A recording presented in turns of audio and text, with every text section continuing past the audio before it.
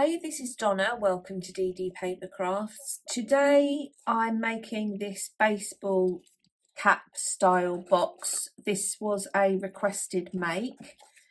This particular box has a tray which is 1.5 inches high and it's approximately 3.5 inches across.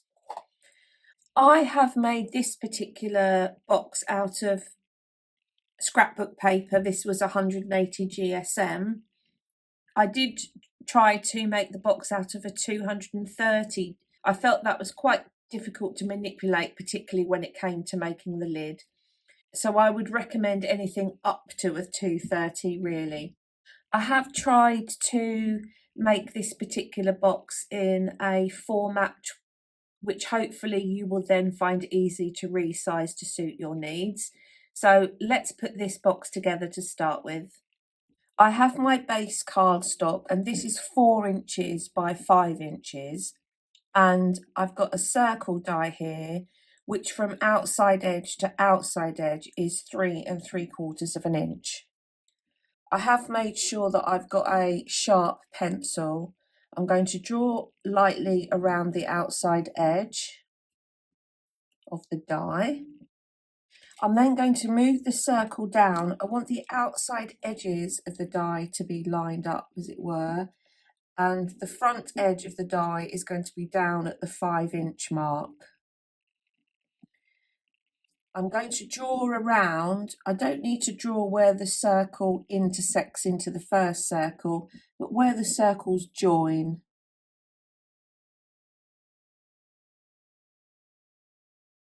And I'm then going to use my ruler to draw a straight line across to join the 2 circles up.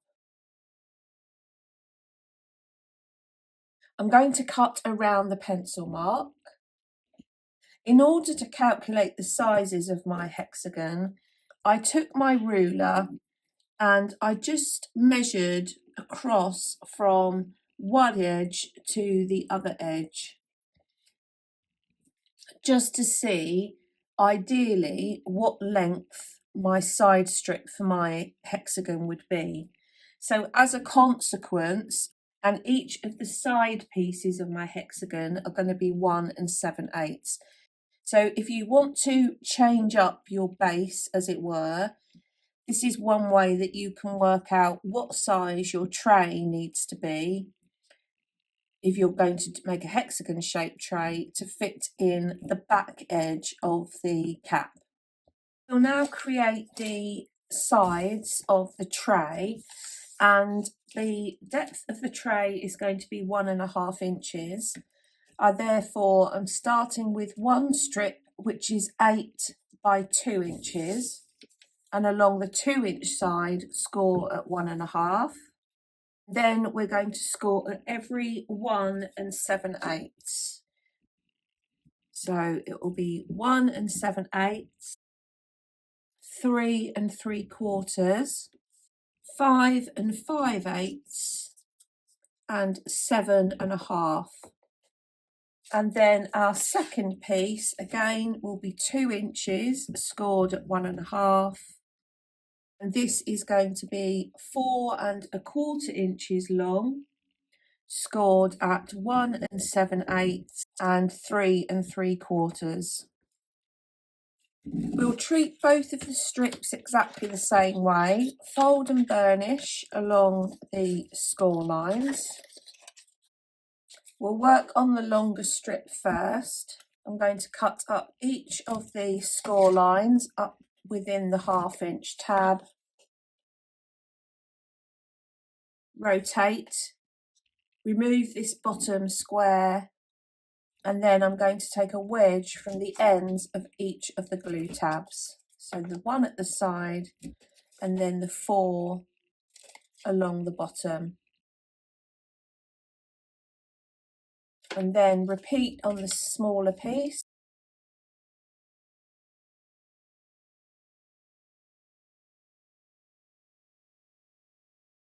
So I'm going to join these 2 strips together.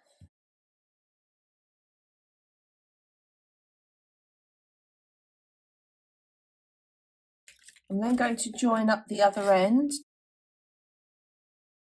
push all the tabs in towards the bottom. Now I'm going to use construction glue because I want to have a little bit of wiggle room, but I'm going to add my glue to the bottom tabs, and then starting from the back, so this was the back edge, I'm going to sit the piece on top of the base, and then I'm just going to gently manipulate the other sides into place. So we'll now make the lid for the box. The first strip is 8 1/4 by 3 inches. I'm going to use my pencil to make a mark at the top of the cardstock on the downward notch on my scoreboard, so the 1/16 of an inch under 2 inches. And I'm then going to move my cardstock along so my pencil line is now in the track for 2 inches and score. I'm going to leave the score line lined up with the 2-inch track, and again make another pencil mark which is 1 7/8 plus a 1/16 of an inch away from the score line. Then I'm going to move this pencil line into a track and score, and I'm going to do this all the way along, and we will be left with a 1/2 inch glue tab at the end. I'm then going to line my ruler up with the 1 1/2 inch mark down the left hand side, and on the left hand edge and on each of the score lines make a pencil mark. Along the top edge with the cardstock, with the paper or the cardstock butted up to the left hand side, make a pencil mark at the top at 3/4 and 1 1/4. Move your score line along to the 2-inch track and mark at 2 3/4 and 3 1/4. Move your score line along to the 4-inch track and mark at 4 3/4 and 5 1/4.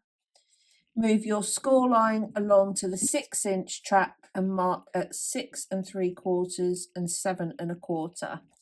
The second piece is 3 inches by 4 3/8 of an inch. Again, we're going to mark at 1 7/8 plus a 1/16 and move along to a track and score. Mark 1 7/8 plus a 1/16 from the score line.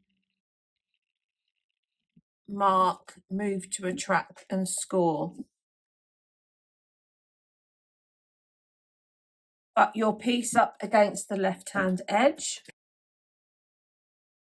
Take your ruler, line your ruler up with the 1 1/2 inch mark down the left-hand side and mark on the left edge and on each of the score lines.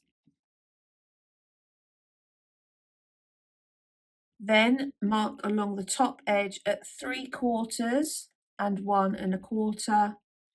Move your score line along to the 2-inch mark and mark at 2 3/4 and 3 1/4. We'll start with the longer piece. Burnish along the score lines.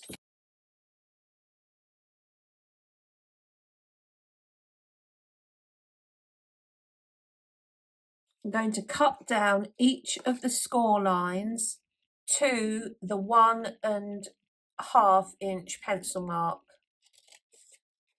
like so. Do that all the way along.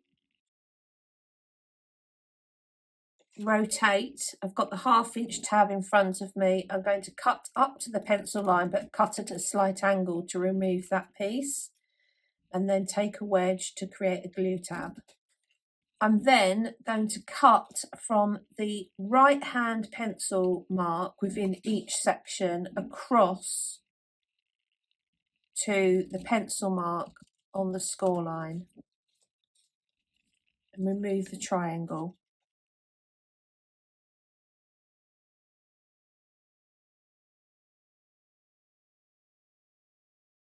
Now, what you can do, I'm using single-sided cardstock.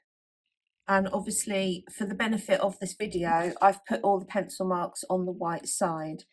As I come to glue, I'm going to be pulling this.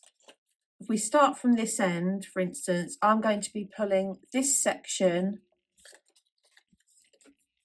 around until my pencil marks meet. So my cut edge here is going to come across and meet the pencil mark here. So if you think you'll find it easier, you may want to put your pencil marks now on the outside of the cardstock, depending on whether you're using single-sided. If you're using single-sided, you might want to take your pencil. I've got my second pencil mark here. I'm going to line my pencil up and mark. So I've now marked on the front, the pattern side, where the pencil is on the back. So it's now going to be easier for me to come across and have my indicator to join those two up. So decide whether that's something that you want to do. I'm going to do exactly the same on the smaller piece. Cut down the score line to the 1.5 inch. Cut down this side tab to the 1.5 inch. Rotate. Create my glue tab. And then cut away from the right hand pencil mark across like so, and across like so. So that's our two pieces. I'm going to gently curve the top portion because we want this piece to curve, so if we can add a curve into it, that just makes life a little bit easier to get our shape. And obviously it does help that I'm using a 180 GSM. Now you may want to glue each piece and then add the two together, create your strip and then glue the pieces together and then add it up at the end. I'm going to create my lid in its entirety and then add these pieces. So do whichever process you think you're going to find easier.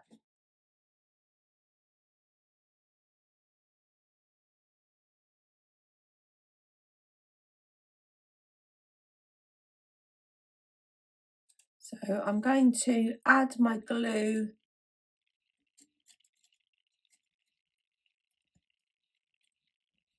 in a triangle diagonally between the pencil mark and the bottom,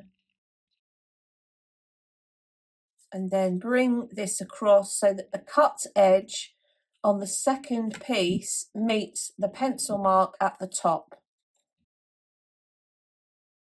Now obviously if you think you would find it easier to actually mark or score a line in, you can do that before you start gluing.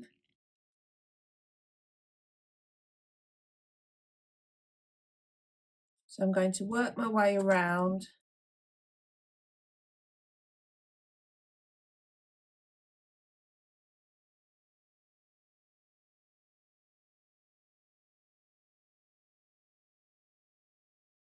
So that's my lid all added together, so that you can see fits nicely on the top like so.